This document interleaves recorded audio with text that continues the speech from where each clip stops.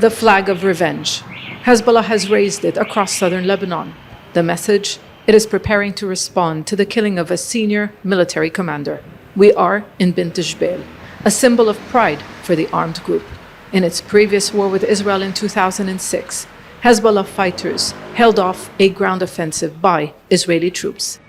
It's been targeted a few times in their latest confrontations.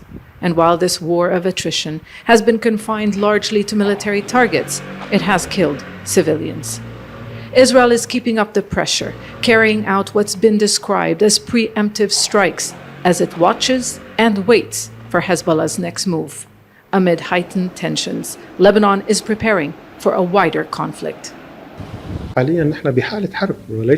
Currently, we are in a state of war, and not a potential war. In southern Lebanon, there are attacks on a daily basis. There are martyrs and wounded. In the health sector alone, there are more than 22 martyrs. Bint Jbeil Hospital is one of the biggest in southern Lebanon. Just 4 kilometers from the border, its staff haven't left, but there are barely any patients.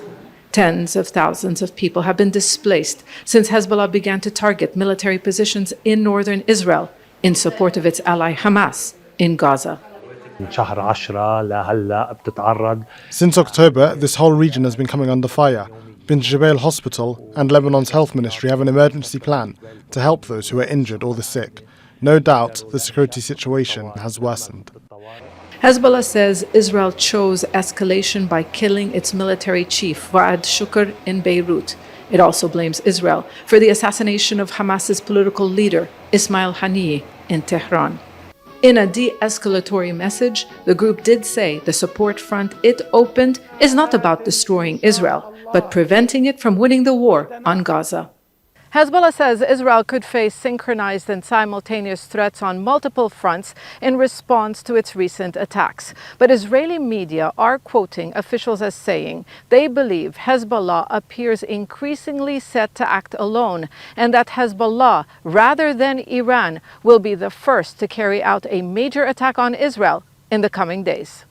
Hezbollah says Israel has crossed red lines and wants to rewrite the rules. Israeli media quote security officials as saying they believe the retaliation could be a sustained assault lasting hours or even days. One thing they seem to be sure of is that it will be Hezbollah's largest attack since 2006. Zeina, Khodr, Al Jazeera, Southern Lebanon. Make sure to subscribe to our channel to get the latest news from Al Jazeera.